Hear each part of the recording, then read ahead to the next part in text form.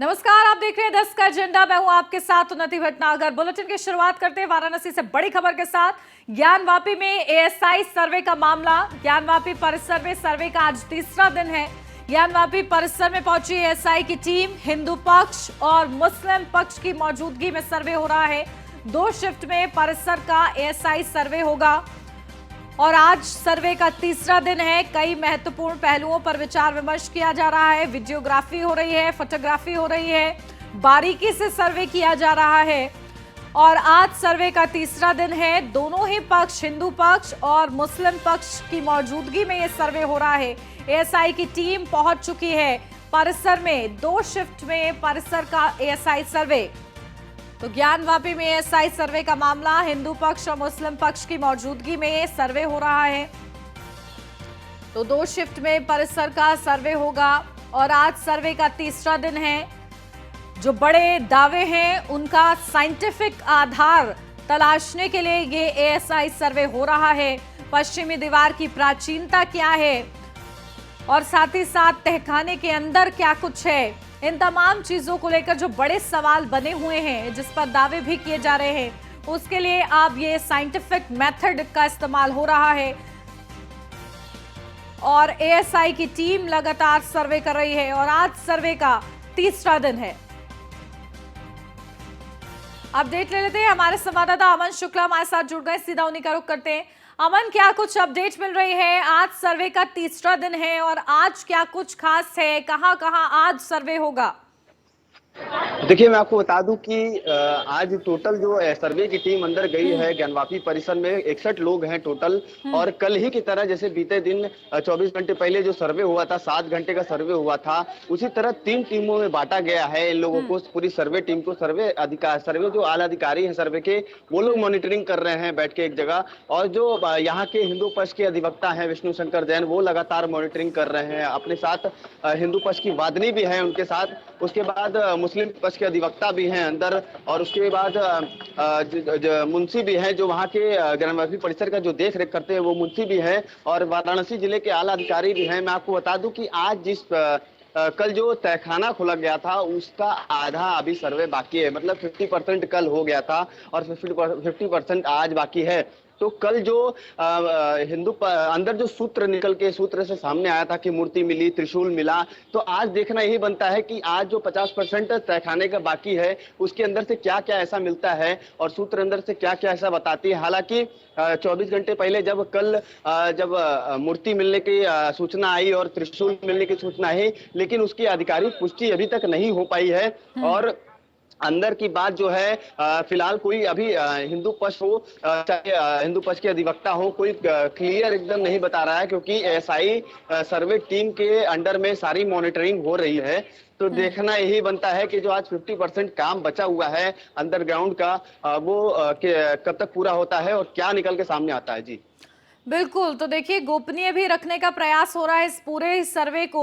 और इसी के साथ क्या कल जीपीआर का इस्तेमाल किया गया था या फिर आज किया जाएगा, उस संबंध में क्या अपडेट है अमन?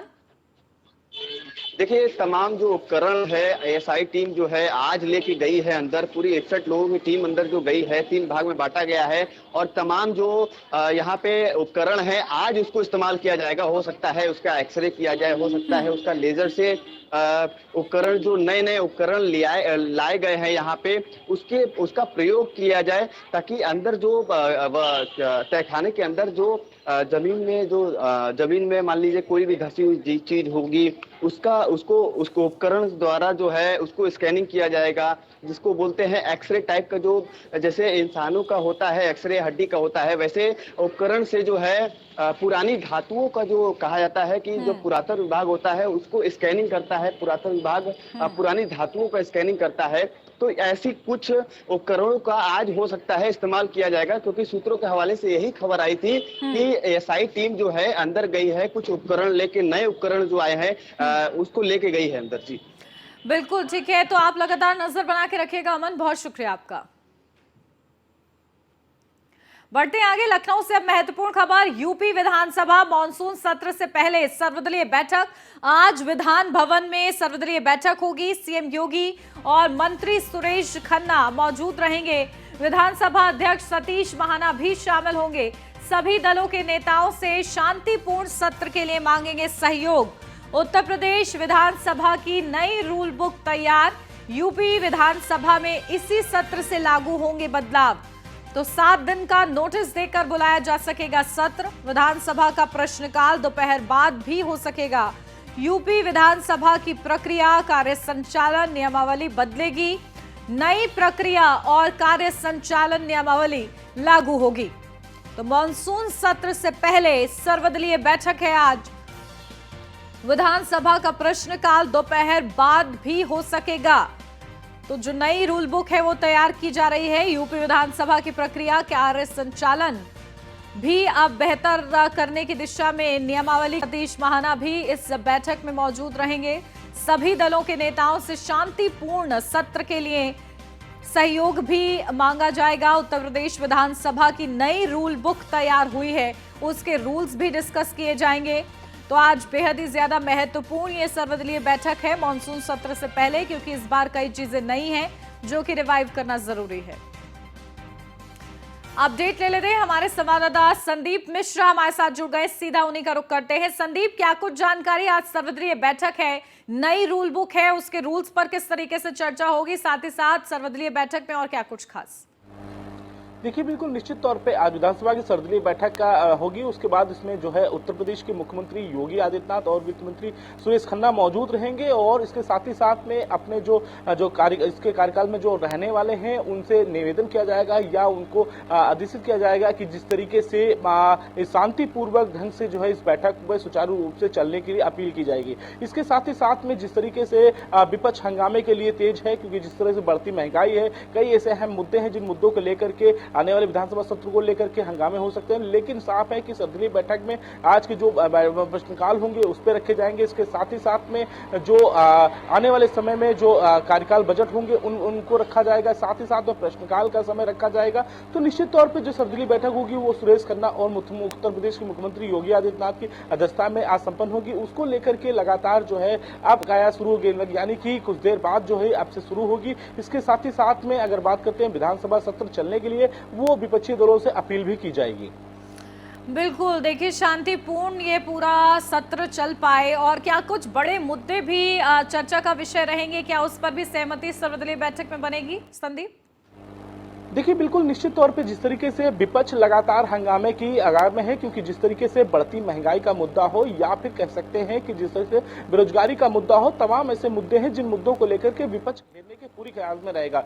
यानी कि साफ है कि विपक्ष को शांतिपूर्वक विधानसभा सत्र चलने के लिए अपील की जाएगी। लेकिन पहले दिन निश्चित तौर पर जो है ये जो इसका दिन होगा वो निश्चित तौर हंगामे वाला होगा, क्योंकि जिस तरीके से विपक्ष जो है लगातार हंगामे करता चला आ रहा है और इस कई ऐसे मुद्दे हैं जिन मुद्दों को लेकर के लगातार वो अभी से अपील कर रहा है। यानी कि अगर बात करते हैं तो महंगाई का मुद्दा है या कह लें कि कानून व्यवस्था का मुद्दा है, इन मुद्दों को लेकर के लगातार विपक्ष जो है वो घेरने का प्रयास करेगा। साफ है कि ऐसे में अपील की जा सकती है कि विपक्षी दल सर्वदलीय बैठक को पूरी तरीके से चलने दिया जाए और उसके साथ ही साथ जो विधानसभा का सत्र होगा उसमें किसी प्रकार से कोई विपक्षी हंगामा न करे, उसको लेकर के भी साफ तौर पर बातें निकल के आएंगी। लेकिन जिस तरीके से विपक्ष मन बना चुका है, कई ऐसे मुद्दे हैं जिन मुद्दों को लेकर के, क्योंकि आने वाले समय में लोकसभा का चुनाव है, तो लोकसभा चुनाव को लेकर के भी लगातार विपक्ष तैयारी कर रहा है और सरकार को घेरने का भी प्रयास कर रहा है। उन्हीं सारे मुद्दों को लेकर के विपक्ष हंगामा करने की पूरी कोशिश में रहेगा। लेकिन फिलहाल जो वहां उत्तर प्रदेश के मुख्यमंत्री योगी आदित्यनाथ हैं और वित्त मंत्री सुरेश खन्ना है, उनकी अपील रहेगी कि शांतिपूर्वक ढंग से इस विधानसभा सत्र को चलने दिया जाए। बिल्कुल, और देखिए आज इसी के मद्देनजर ये खास बैठक है। ठीक है, आप बने रहिए हमारे साथ। संदीप, लौटती हूँ आपके पास। बढ़ते आगे, लखनऊ से अगली खबर। विधानसभा के डिजिटल कॉरिडोर का आज उद्घाटन है। सीएम योगी आदित्यनाथ कॉरिडोर का उद्घाटन करेंगे। विधानसभा के अध्यक्ष सतीश महाना भी इस दौरान मौजूद रहेंगे। गैलरी की दीवारों पर लगी होंगी ऐतिहासिक क्षणों की फोटो। विधानसभा के इतिहास का चित्रण किया गया है। तो विधानसभा के डिजिटल कॉरिडोर का उद्घाटन किया जाएगा। गैलरी की दीवारों पर लगी होंगी ऐतिहासिक क्षणों की फोटो। विधानसभा के इतिहास का चित्रण भी किया गया है। तो बड़ी अपडेट आपको बता दें, विधानसभा के डिजिटल कॉरिडोर का आज उद्घाटन सीएम योगी आदित्यनाथ करेंगे। लखनऊ से अगली खबर, जल्द जारी होगी बीजेपी जिलाध्यक्ष की सूची। 15 अगस्त तक आ सकती है बीजेपी जिलाध्यक्ष की सूची। जातीय क्षेत्रीय संतुलन के आधार पर सूची आएगी। क्षेत्रीय प्रभारियों की बैठक के बाद लिया जाएगा फैसला। बीजेपी के 98 संगठनात्मक जिलों में संगठन मजबूत होगा, तो 2 से 3 कार्यकाल पूरा कर चुके जिलाध्यक्ष भी बदले जाएंगे। तो बीजेपी जिलाध्यक्ष की सूची जल्द ही जारी होगी और जल्द जारी सूची के अनुसार बड़े निर्णय भी लिए जाएंगे।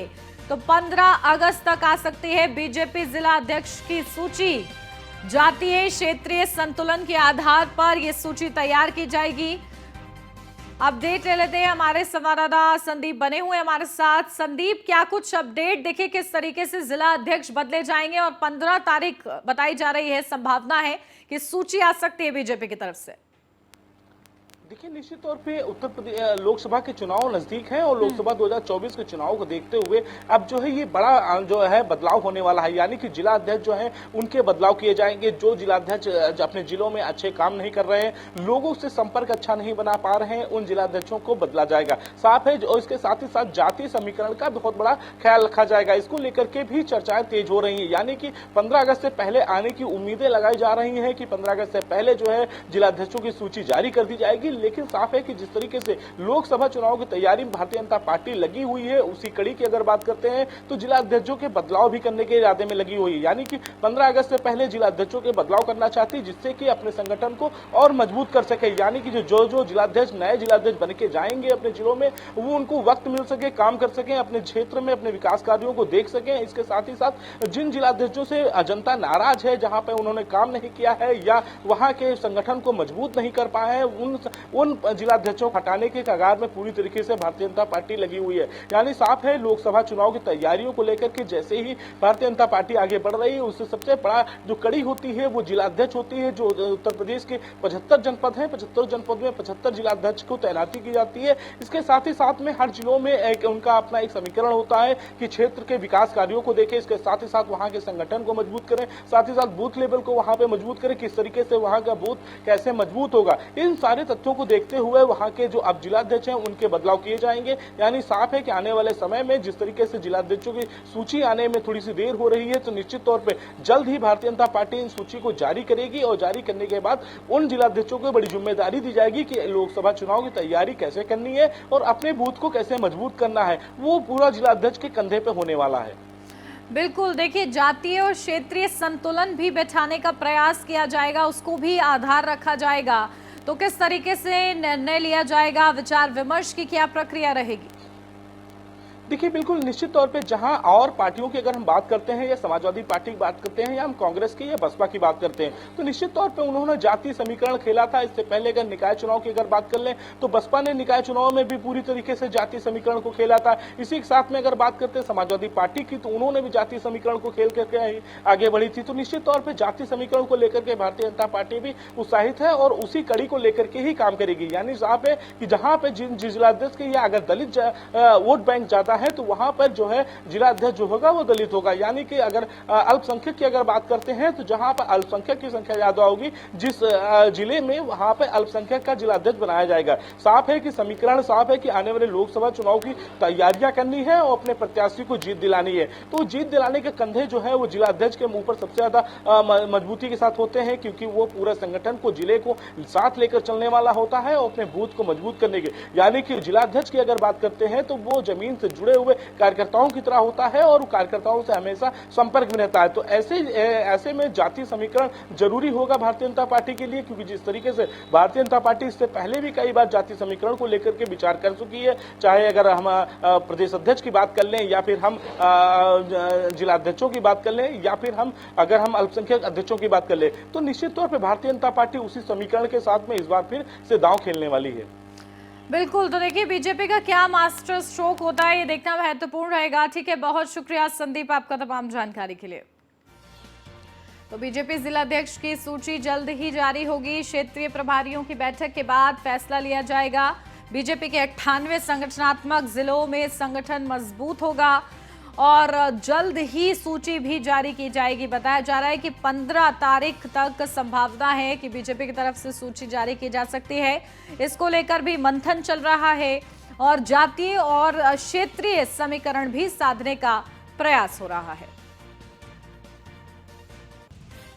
की तलवार, टिकट के लिए प्रदर्शन बनेगा आधार, उम्रदराज सांसदों पर भी गिरेगी गाज।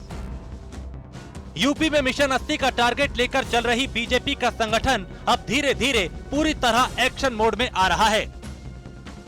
पिछले दिनों जनसंपर्क अभियान और पार्टी के आंतरिक सर्वे के बाद अब तस्वीर साफ होने लगी है। सोमवार को यूपी के सांसदों के साथ प्रधानमंत्री ने बैठक की थी, जिसमें उन्होंने साफ कर दिया कि इस बार टिकट वितरण में बड़े पैमाने पर बदलाव मुमकिन है। बीजेपी ने अब तक 2 आंतरिक सर्वे कराए। ये सर्वे 3 आधार पर कराए गए हैं। पहला, सांसदों के क्षेत्र में परफॉर्मेंस, दूसरा क्षेत्र में उनकी लोकप्रियता और तीसरा सांसदों की उम्र और एक्टिविटी। इन 3 बिंदुओं पर जो भी माननीय खरा नहीं उतरेगा उसका पत्ता साफ होना तय है। इस आधार पर जो नाम निकलकर सामने आए हैं उनकी संख्या 22 है, यानी 22 सांसदों का टिकट कटना लगभग तय है। बीजेपी के 75 वर्ष वाले फॉर्मूले के आधार पर जिन पर तलवार लटक सकती है उनमें ये नाम प्रमुख हैं। संतोष गंगवार, जिनकी उम्र 76 वर्ष है, रीता बहुगुणा जोशी जो 75 वर्ष की हैं, हेमा मालिनी जो 76 वर्ष की हैं, सत्यदेव पचौरी जिनकी उम्र 77 वर्ष हो चुकी है और अक्षयवर लाल गौड़ जो 77 वर्ष के हैं। क्षेत्र में प्रदर्शन के आधार पर जिन सांसदों के टिकट कट सकते हैं उनके भी कुछ नाम सामने आए हैं। सूत्रों के मुताबिक प्रदर्शन के आधार पर टिकट गंवाने वाले चेहरे कुछ यूं हो सकते हैं। अकबरपुर सांसद देवेंद्र सिंह भोले, बांदा सांसद आर.के. पटेल, फूलपुर सांसद केसरी देवी, कुशीनगर सांसद विजय दुबे, बाराबंकी सांसद उपेंद्र रावत और फर्रुखाबाद सांसद मुकेश राजपूत, हाथरस सांसद राजवीर दिलेर, भदोही सांसद रमेश चंद्र बिंद और प्रतापगढ़ से संगम लाल गुप्ता, पीलीभीत से वरुण गांधी और कैसरगंज से ब्रिजभूषण शरण सिंह, सुल्तानपुर से मेनका गांधी और हरदोई से जयप्रकाश रावत। सियासी गलियारों में बीजेपी का एक ही फॉर्मूला है और वो है जीत। इसके लिए ना तो पार्टी किसी का टिकट काटने से परहेज करती है और ना ही दूसरी पार्टी से आए किसी नेता को टिकट देने से। 2024 के चुनाव में बीजेपी इस बार भी सरकार के कुछ मंत्रियों और विधायकों को टिकट दे सकती है। 2014 और 2019 में बीजेपी इसी फॉर्मूले को आजमा चुकी है, जो सफल रहा था। टिकट काटने का प्रयोग भी बीजेपी का पहले कामयाब रहा है। 2019 के चुनाव में बीजेपी ने 12 से ज्यादा सांसदों के टिकट काटे थे। 2022 के विधानसभा चुनाव में भी बीजेपी ने 80 से ज्यादा सिटिंग विधायकों के टिकट काट दिए थे। भारतीय जनता पार्टी एक अनुशासित संगठन है और प्रशिक्षण और प्रबोधन पार्टी की नियमित कार्यशैली का एक की प्रक्रिया है, जिसके तहत पार्टी अपने कार्यकर्ता हों, पदाधिकारी हों और जनप्रतिनिधि हों, सबके प्रबोधन और प्रशिक्षण पार्टी स्तर पर किए जाते हैं। पूरी दुनिया में योगी मॉडल की चर्चा होती है और ये कहा जाता है कि पूरे देश में सबसे बेहतर योगी मॉडल है। चुनाव लड़ने के लिए, डेवलप करने के लिए, सुरक्षा के मद्देनजर हर जगह पे, शिक्षा के मामले में, सुरक्षा के मामले में, स्वास्थ्य के मामले में सिर्फ योगी मॉडल है। अरे चुनाव लड़ने के मामले में हरियाणा मॉडल कैसे आ गया, जिसको बहुमत भी पूर्ण नहीं मिल पाया। यानी साफ है, लोकसभा चुनाव में सबसे ज्यादा सीटें देने वाले उत्तर प्रदेश में बीजेपी संगठन कोई भी जोखिम लेने के मूड में बिल्कुल नहीं है। जो नेता अपने क्षेत्र में अलोकप्रिय हैं या फिर उम्रदराज होने की वजह से कार्य करने में सक्षम नहीं हैं, उन्हें हटाकर नए चेहरों को मौका देने की तैयारी है। देखना होगा बीजेपी की रणनीति 2024 के चुनाव में कितनी कारगर साबित होगी। Bureau report, news 1 India. Prayagraj से अब खबर, पुलिस और बदमाश के बीच मुठभेड़। 25,000 के इनामी बदमाश हैदर के पैर में गोली लगी है। घायल बदमाश हैदर को अस्पताल में भर्ती कराया गया है। 1.5 दर्जन से अधिक मुकदमे हैदर के खिलाफ दर्ज हैं। तो प्रयागराज पुलिस ने हैदर पर घोषित किया था इनाम, जहां पूरा मुफ्ती थाने इलाके का ये पूरा मामला बताया जा रहा है। तो घायल बदमाश हैदर को अस्पताल में भर्ती कराया गया है। करीब 1.5 दर्जन से अधिक मुकदमे हैदर के खिलाफ दर्ज हैं। तो बड़ी सफलता प्रयागराज पुलिस के लिए। हैदर पर घोषित किया था इनाम। प्रयागराज पुलिस ने पूरा मुफ्ती थाने के इलाके का ये पूरा मामला बताया जा रहा है। तो पुलिस और बदमाश के बीच मुठभेड़ हुई है। तो 25,000 के इनामी बदमाश हैदर के पैर में गोली लगी है। तो घायल बदमाश हैदर को अस्पताल में भर्ती कराया गया है। तो 1.5 दर्जन से अधिक मुकदमे हैदर के खिलाफ दर्ज हैं। प्रयागराज पुलिस ने हैदर पर इनाम घोषित किया था।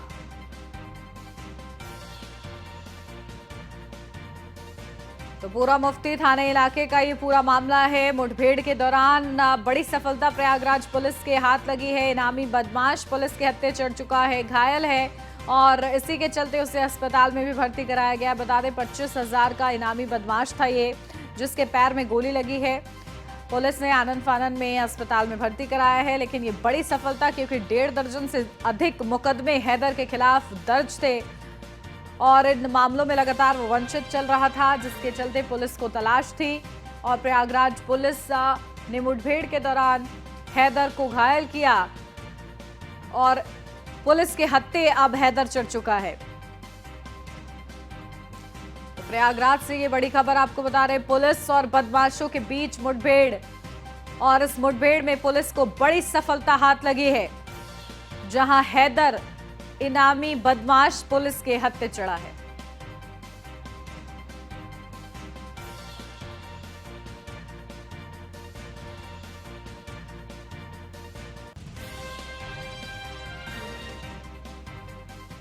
तो प्रयागराज से ये पूरी खबर थी, जहां किस तरीके से इनामी बदमाश था, लगातार पुलिस को इसकी तलाश भी थी और इसी के चलते मुठभेड़ हुई। मुठभेड़ में 25,000 का इनामी गिरफ्तार हुआ है। अब बढ़ते हैं आगे लखनऊ से। अब खबर, पुरानी रंजिश में युवक को गोली मारी है। फायरिंग में युवक के हाथ में गोली लगी है। पुलिस ने एक युवक को हिरासत में लिया है। एक आरोपी युवक मौके से फरार। हसनगंज थाना क्षेत्र के मनकामेश्वर मंदिर के पास की ये पूरी घटना बताई जा रही है। तो पुरानी रंजिश में युवक को गोली मारी है। एक आरोपी युवक मौके से फरार हुआ है। तो हसनगंज थाना क्षेत्र के मनकामेश्वर मंदिर के पास की घटना। अब देख लेते हैं, हमारे संवाददाता नीलेश चौहान हमारे साथ जुड़ गए हैं। नीलेश, क्या कुछ अपडेट है? बताया जा रहा है कि पुरानी रंजिश थी जिसके चलते गोली मारी गई है, और क्या कुछ ये पूरा मामला निकलकर सामने आ रहा है?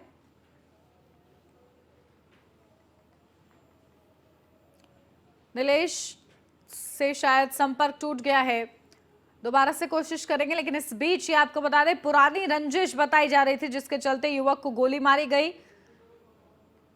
बड़ा ये पूरा मामला, पुरानी रंजिश में युवक को गोली मारी गई है। फायरिंग में युवक के हाथ में गोली लगी है। यार से ब्रेक के लिए जल्द हाजिर होते हैं, आप बने रहिए न्यूज़ 1 इंडिया के साथ। ब्रेक के बाद स्वागत है आपका। बढ़ते आगे, देश के 508 रेलवे स्टेशनों को आज कायाकल्प होगा। प्रधानमंत्री नरेंद्र मोदी आज इसकी आधारशिला रखेंगे। रेलवे स्टेशनों के कायाकल्प के लिए आधारशिला रखेंगे। सुबह 11 बजे वीडियो कॉन्फ्रेंसिंग के माध्यम से आधारशिला रखेंगे। 508 रेलवे स्टेशनों के पुनः विकास की आधारशिला रखेंगे प्रधानमंत्री। अमृत भारत स्टेशन योजना में यूपी के 55 स्टेशन शामिल हैं। बीजेपी प्रदेश अध्यक्ष और केंद्रीय मंत्री भी शामिल होंगे। अलग अलग स्टेशनों से कार्यक्रम में जुड़ेंगे केंद्रीय मंत्री। प्रधानमंत्री मोदी के संबोधन को सुनेंगे कार्यकर्ता नेता। प्रदेश अध्यक्ष भूपेंद्र चौधरी बादशाह नगर स्टेशन पर रहेंगे। तो देश के 508 रेलवे स्टेशनों का कायाकल्प होगा। प्रधानमंत्री नरेंद्र मोदी आज रखेंगे आधारशिला। तो रेलवे स्टेशनों के कायाकल्प के लिए आधारशिला रखेंगे। सुबह 11 बजे वीडियो कॉन्फ्रेंसिंग के माध्यम से आधारशिला रखेंगे प्रधानमंत्री नरेंद्र मोदी। तो 508 रेलवे स्टेशनों के पुनः विकास की बड़ी योजना तैयार की गई है और आज उनकी आधारशिला प्रधानमंत्री नरेंद्र मोदी रखेंगे। लगातार विकास को पंख दिए जा रहे हैं और इस दिशा में ये आज का कार्यक्रम बेहद ही ज्यादा महत्वपूर्ण है, जिसमें रेलवे